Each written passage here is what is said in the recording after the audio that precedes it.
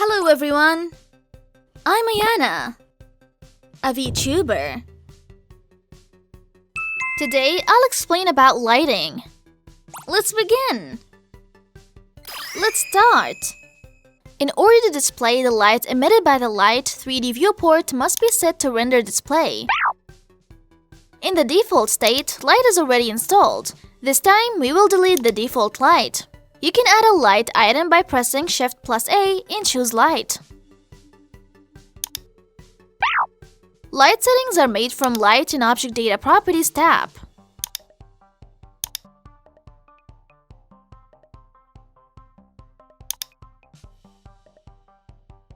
Set the color of the light emitted from here. You can create different atmospheres by just changing the color of the light.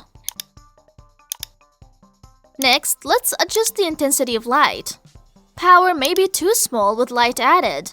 Please note that the power of light is too low can be a cause of not seeing the light even though they have been added for the beginners. If you increase power in this way, the intensity of light will be increased.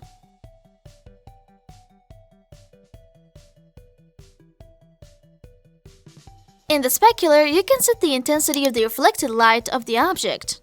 In this way, it can be seen that the closer the specular value is to 1, the more increased the reflection of light from the plane is.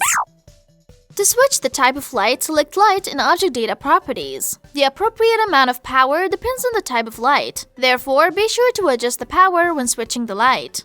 This is the point light. Light will be emitted from one point. Therefore, you cannot specify the direction of the light. This is the sunlight. The sunlight emits light evenly in the specified direction. It is used when installing the sunlight.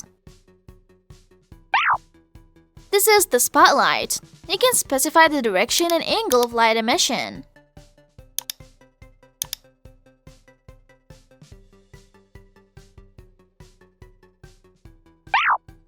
The area light emits light from the specified surface.